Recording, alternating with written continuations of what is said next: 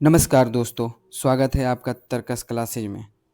आज के current affair plus DNA के इस सेशन में हम कवर करने वाले हैं 13 जून 2026 के सबसे इम्पोर्टेंट करंट अफेयर।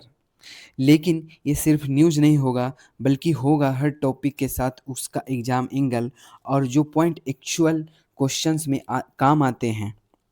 दोस्तों, आज की क्लास को लास्ट तक देखिए, क्योंकि बीच में ऐसे टॉपिक्स भी हैं जो रिसेंट एग्जाम के पैटर्न से डायरेक्टली कनेक्टेड हैं और रिवीजन के लिए भी यूजफुल रहेंगे।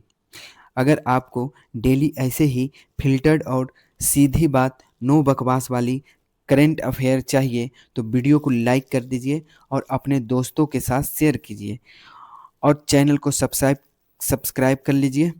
तो चलिए शुरू करते हैं आज का current affair plus DNA.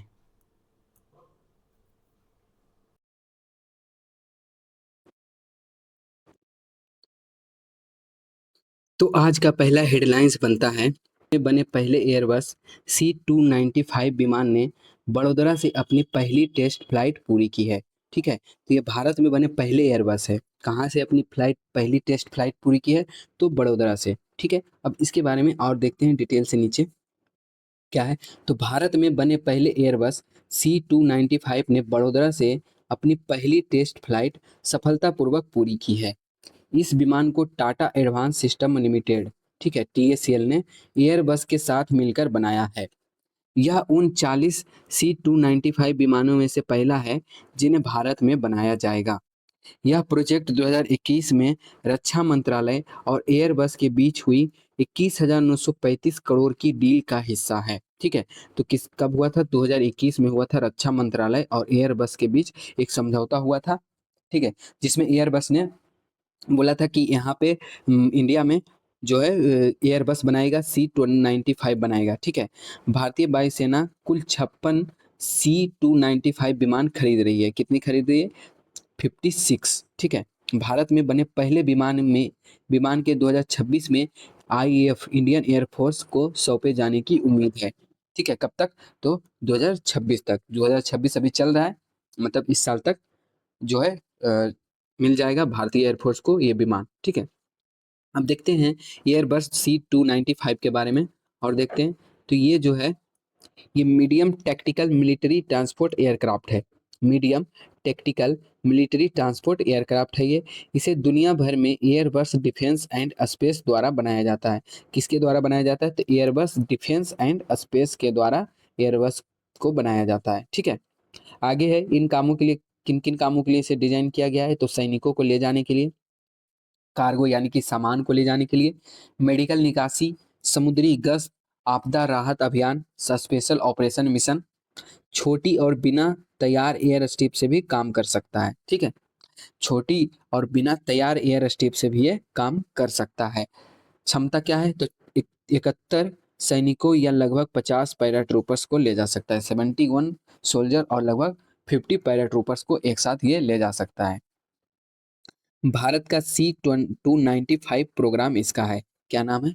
Bharat का C295। ठीक है, आगे इस पे क्वेश्चन बनता है कि बड़ोदरा में टाटा एयरबस फैसिलिटी में बने किस मिलिट्री ट्रांसपोर्ट एयरक्राफ्ट ने हाल ही में भारत में बने पहले एयरक्राफ्ट के तौर पर अपनी पहली टेस्ट फ्लाइट पूरी की है?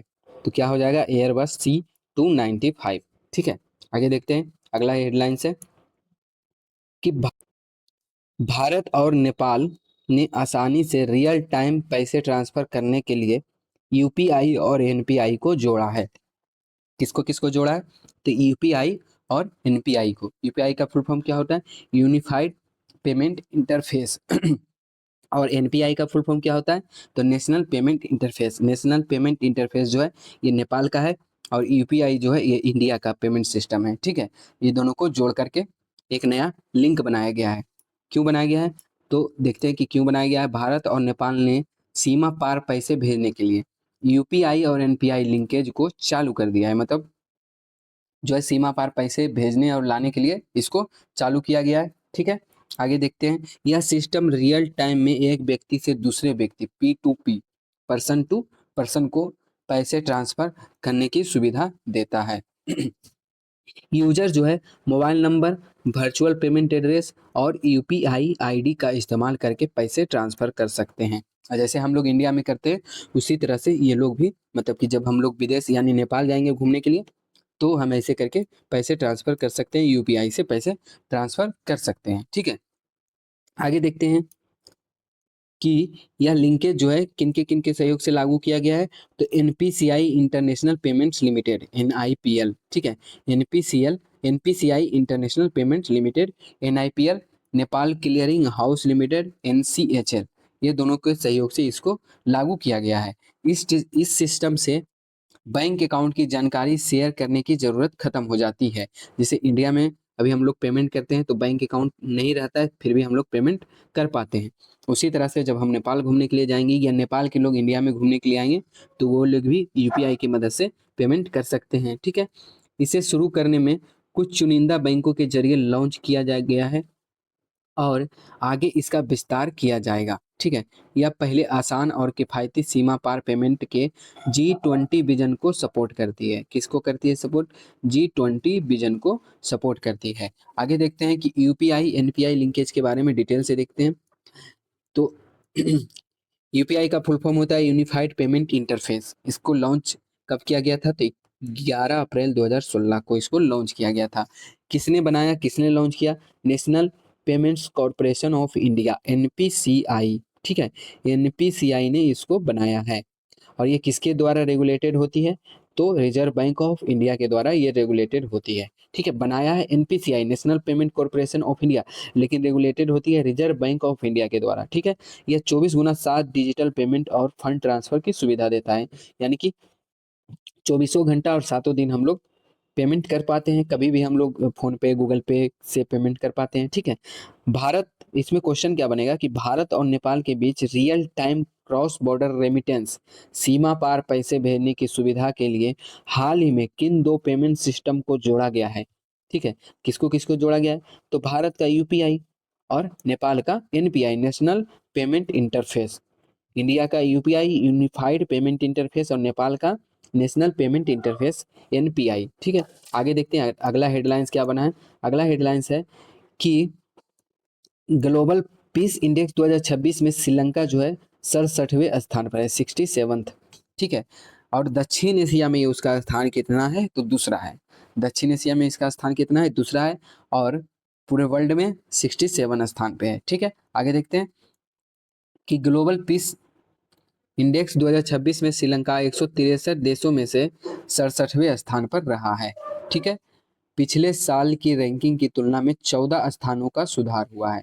कितने स्थानों का सुधार हुआ है? 14 स्थानों का। श्रीलंका दक्षिण एशिया का दूसरा सबसे शांतिपूर्ण देश है।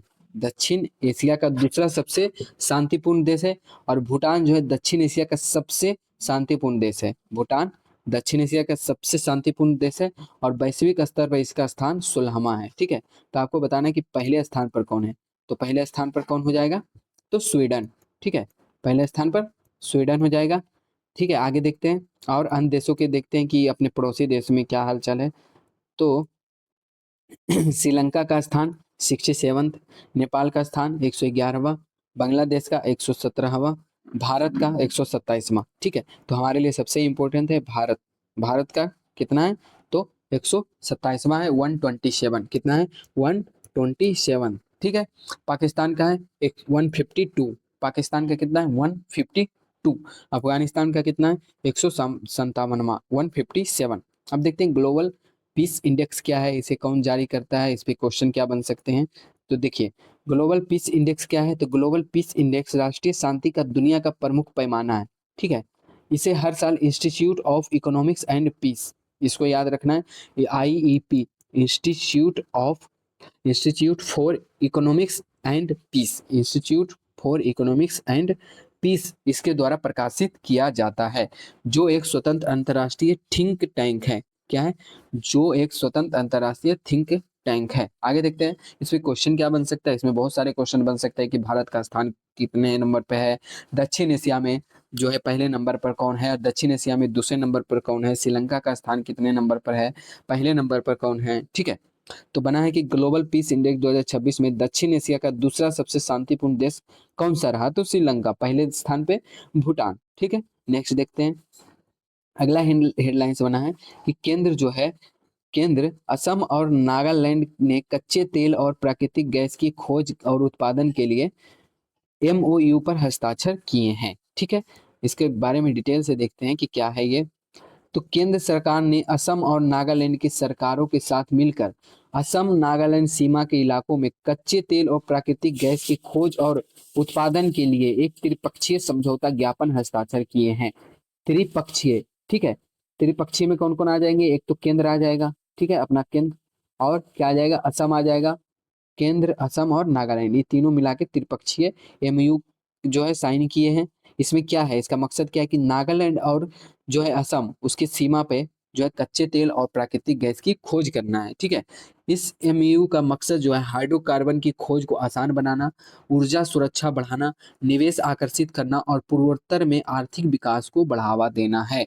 ठीक है, आगे देखते हैं कि क्या है।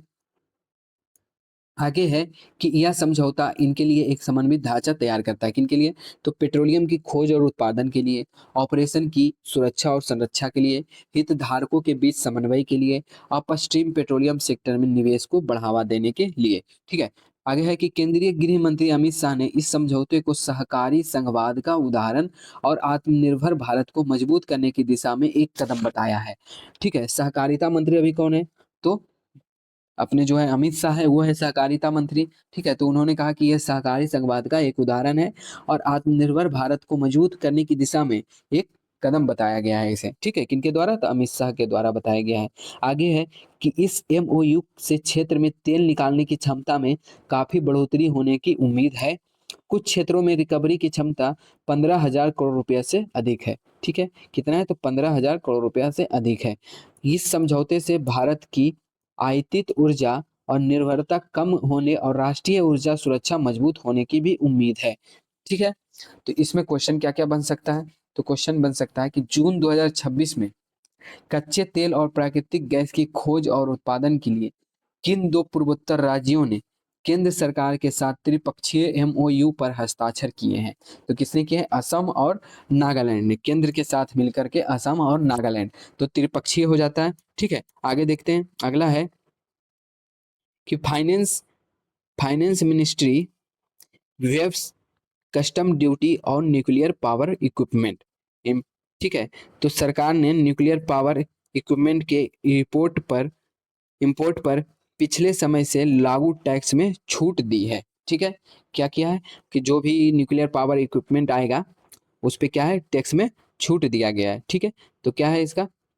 तो केंद्र सरकार ने 1 अप्रैल 2019 और 31 जनवरी 2026 के बीच न्यूक्लियर पावर बनाने वाले प्रोजेक्ट्स के लिए इंपोर्ट किए गए खास इक्विपमेंट पर कस्टम ड्यूटी में पिछले समय से लागू छूट दी है। मतलब कि 2019 से लेकर के अभी 2026 तक जो भी प्रोजेक्ट्स के लिए न्यूक्लियर पावर इक्विपमेंट आया है, उसमें उसके टैक्स में छूट दिया जाएगा, उसके कस्टम ड्यूटी में छूट दिया जाएगा। ठीक है, जो कि जो पहले भी मंगा चुके हैं उनको भी वो छूट दिया जाएगा, जो ले चुके हैं मतलब जिनसे कस्टम ड्यूटी का टैक्स ले चुके हैं उनको भी वापस कर दिया जाएगा। ठीक है, यह छूट कस्टम नियमों में बदलाव के जरिए दी गई है, जिससे यह पक्का हो सके कि योग्य न्यूक्लियर पावर इक्विपमेंट इंपोर्ट करने वाले को तय समय के दौरान किए गए इंपोर्ट के लिए कस्टम ड्यूटी की मांग का सामना करना ना पड़े। ठीक है, इसमें जो है कस्टम ड्यूटी की मांग का सामना ना करना पड़े। इससे क्या क्या फायदा होगा तो देखते हैं। इस फैसले का मकसद न्यूक्लियर पावर प्रोजेक्ट्स पर आर्थिक बोझ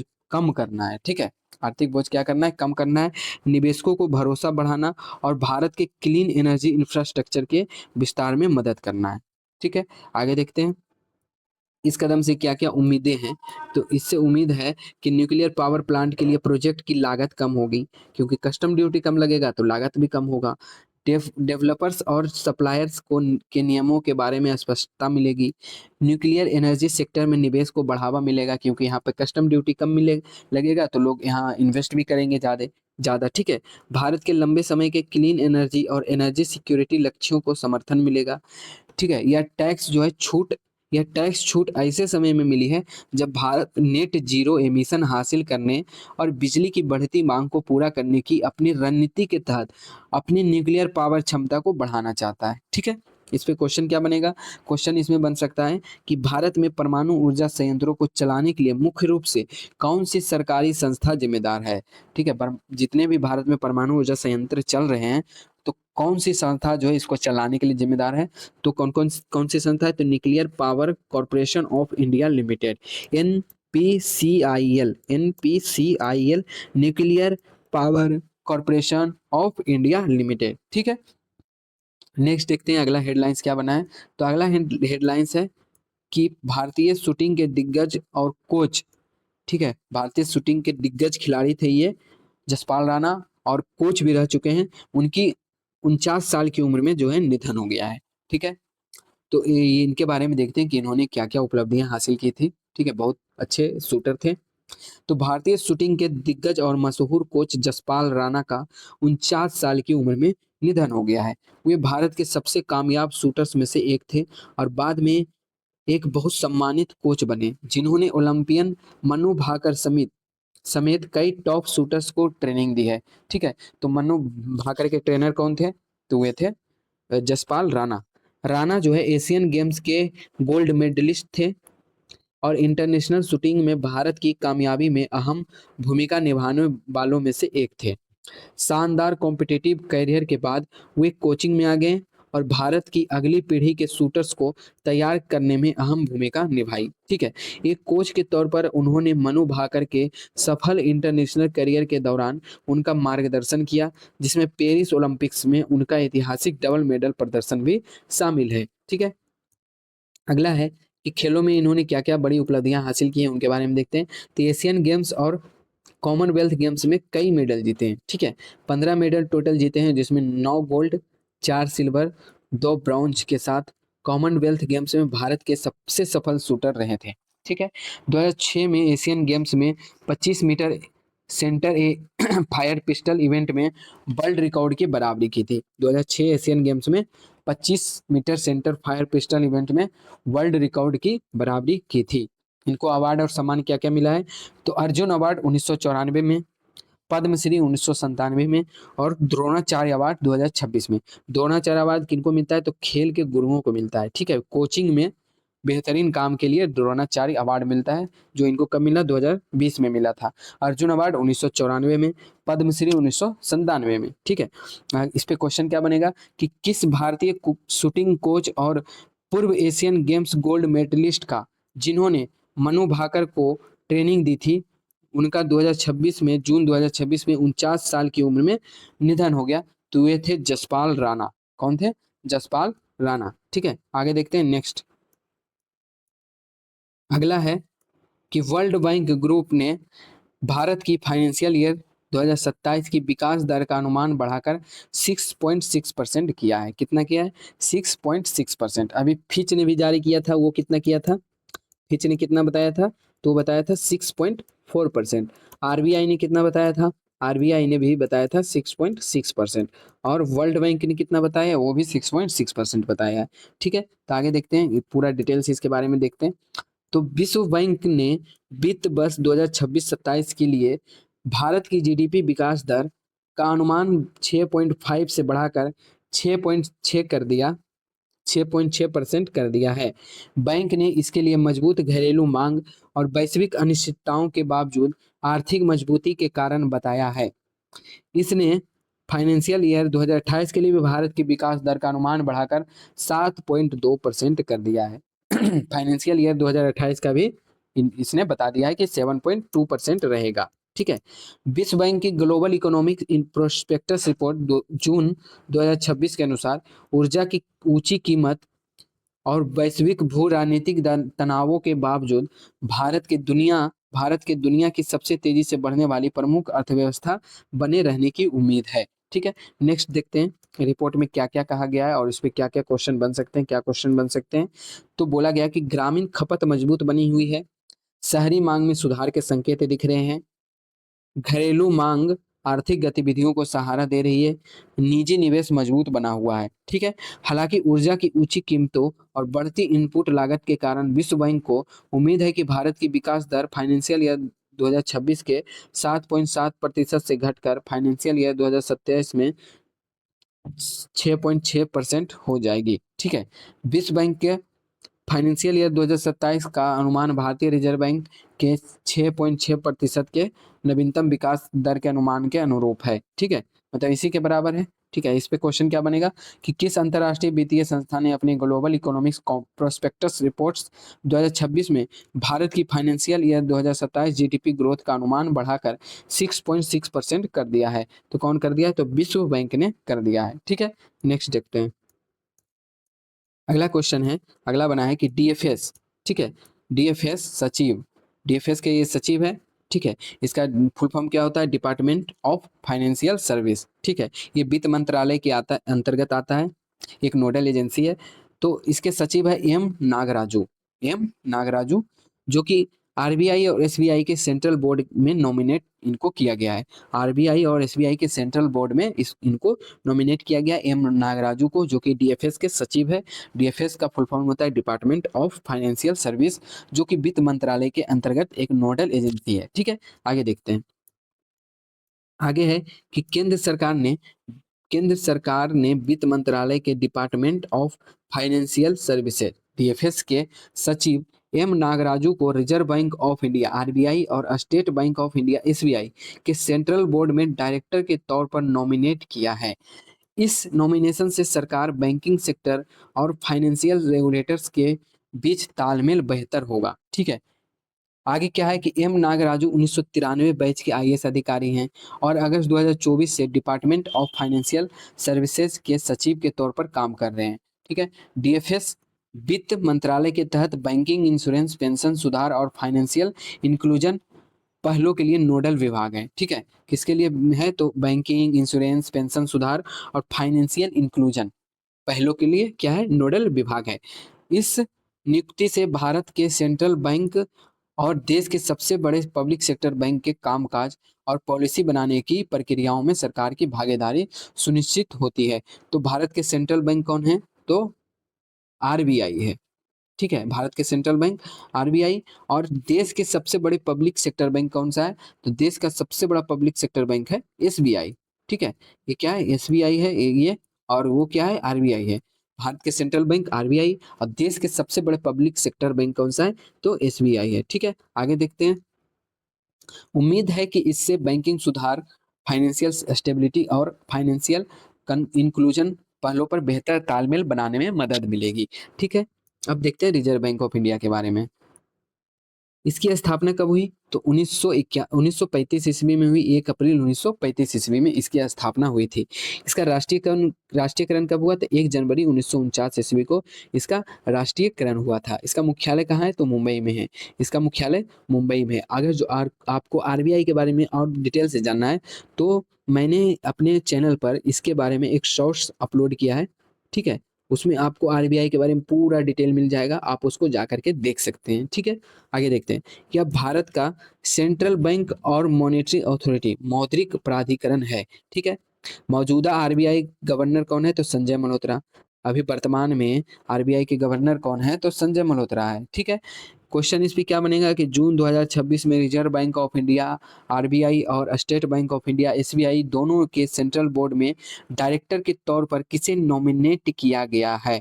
तो किसे किया गया? एम नागराजू सचिव हैं वित्तीय सेवा विभाग के। एम नागराजू को नियुक्त किया गया है, जो कि सचिव है डीएफएस के वित्तीय सेवा विभाग के। ठीक है, आगे देखते हैं। अगला क्वेश्चन क्या बनता है कि अगला क्वेश्चन है कि सरकार ने एमएफआईएस के लिए क्रेडिट गारंटी स्कीम बढ़ाई, इंडस्ट्री को ज्यादा इस्तेमाल की उम्मीद। ठीक है, government extend credit guarantee scheme. ठीक है, आगे देखते हैं पूरा डिटेल इनके इसके बारे में देखते हैं। इस क्वेश्चन में नीचे है तो micro finance institution network MFIN, micro finance institutions network ने भरोसा जताया है कि माइक्रो फाइनेंस इंस्टीट्यूशन के लिए सरकार की क्रेडिट गारंटी स्कीम 2.0 सीजीएसएमएफआई, ठीक है, की समय सीमा 31 अगस्त 2026 तक बढ़ाए जाने के बाद इसकी मांग बढ़ेगी। ठीक है, इसकी समय सीमा बढ़ा दी गई है 31 अगस्त 2026 तक। इस स्कीम का मकसद माइक्रो फाइनेंस सेक्टर में लिक्विडिटी, नकदी की उपलब्धता, लिक्विडिटी मतलब होता है नकदी की उपलब्धता को मजबूत करना और छोटे उधारकर्ताओं तक क्रेडिट का प्रवाह बेहतर बनाना है।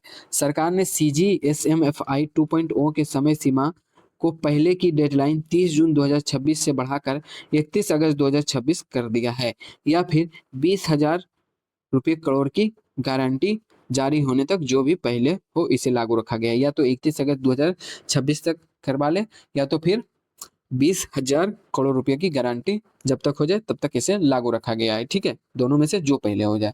आगे है कि इस स्कीम के तहत national credit guarantee trustee company बैंकों और फाइनेंशियल इंस्टीट्यूशन को गारंटी कवर देती है। यह कवर एनबीएफसी, एमएफआईएस और दूसरे माइक्रो फाइनेंस इंस्टीट्यूशन को दिए जाने वाले उन लोन के लिए होता है जिन्हें वे आगे छोटे उधारकर्ताओं को देते हैं। ठीक है, सरकार ने बड़ी एमएफआईएस के लिए अधिकतम लोन लिमिट को 300 करोड़ रुपए से बढ़ाकर 1,000 करोड़ रुपए कर दिया है, बशर्ते यह कुल एसेट अंडर मैनेजमेंट एयूम के 20% की सीमा के भीतर हो। ठीक है, आगे देखते हैं इस पे क्वेश्चन क्या बन सकता है। इसमें क्वेश्चन बन सकता है कि माइक्रो फाइनेंस इंस्टीट्यूशन के लिए क्रेडिट गारंटी स्कीम 2.0, ठीक है, के तहत कौन सी संस्था गारंटी कवर प्रदान करती है? तो national credit guarantee trustee company, ठीक है, NCGTC, ठीक है, CGSMFI इसका फुल फॉर्म क्या होता है? Central government small micro finance institution. ठीक है, आगे देखते हैं अगला क्या है। आगे है कि थाईलैंड की एक राजकुमारी थी जिसका नाम था वज्र कितियाभा। ठीक है, इनका नाम क्या था? वज्र कितियाभा। इनकी जो है 87 साल की उम्र में इनका निधन हो गया। ये है वज्र कितियाभा। ठीक है, इनका निधन हो गया 87 साल की उम्र में। ये थाईलैंड की राजकुमारी थी। थाईलैंड के राजा महाबजीलोंगकोर्न, थाईलैंड के राजा है महाबजी रालुंगकोर्न की सबसे बड़ी बेटी थी ये राजकुमारी वज्र कितियाभा महिडोल का 87 साल की उम्र में निधन हो गया है। ठीक है, कानूनी और न्यायिक क्षेत्र में इनकी अहम भूमिका रही है। राजकुमारी वज्र कितियाभा ने थाईलैंड के अटॉर्नी जनरल कार्यालय में अभियोजक के तौर पर काम किया और कानूनी सुधारों तथा कानून के शासन को बढ़ावा देने में सक्रिय रूप से शामिल रही है ये। ठीक है, आगे है कि महिलाओं के लिए इन्होंने बहुत सारे काम किए हैं। तो उनमें से है कि उन्होंने महिला कैदियों, जिनमें गर्भवती कैदी और छोटे बच्चे वाली माताएं शामिल थी, के कल्याण और पुनर्वास के लिए कमलांगजाई इंस्पायर प्रोजेक्ट शुरू किया है। कौन सा प्रोजेक्ट शुरू किया था? तो कमलांगजाई प्रोजेक्ट जो है वो इन्होंने शुरू किया था। किनके लिए? तो उन महिला कैदियों के लिए जो गर्भवती है और जिनके छोटे बच्चे हैं, ठीक है, उनके कल्याण और पुनर्वास के लिए। अंतर्राष्ट्रीय न्याय में सुधारों में योगदान। उनकी वकालत से संयुक्त राष्ट्र बैंकॉक नियम 2010 को अपनाने में मदद मिली है, जो महिला कैदियों के साथ व्यवहार और महिला अपराधियों के लिए गैर हिरासत वाले उपाय के लिए अंतर्राष्ट्रीय मानक तय करते हैं। ठीक है, आगे देखते हैं इनकी राजनयिक सेवा क्या क्या था। तो उन्होंने ऑस्ट्रिया में थाईलैंड के राजदूत और वियना स्थित संयुक्त राष्ट्र संगठनों में अस्थायी प्रतिनिधि के रूप में काम किया है। ठीक है, आगे क्या है, इन पे क्वेश्चन क्या बन सकता है? तो कानूनी कार्यों और महिला कैदियों के अधिकारों की वकालत के लिए जानी जाने वाली किस थाई राजकुमारी का 47 साल की उम्र में निधन हो गया है? तो राजकुमारी वज्र कितियाभा महिडोल। ठीक है, आगे देखते हैं। तो दोस्तों ये था आज का करंट अफेयर और डीएनए के इंपॉर्टेंट पॉइंट्स। ठीक है, अगर आपने यहाँ तक वीडियो देखी है तो कमेंट में लिखिए डन। ठीक है, और वीडियो हेल्पफुल लगी है तो अपने दोस्तों के साथ और अपने स्टडी ग्रुप में इसे जरूर शेयर कीजिए। और रोजाना ऐसे ही फिल्टर्ड करंट अफेयर्स और स्टैटिक जीके के लिए चैनल सब्सक्राइब कर लीजिए। फिर मिलते हैं अगले सेशन में। जय हिंद, जय भारत।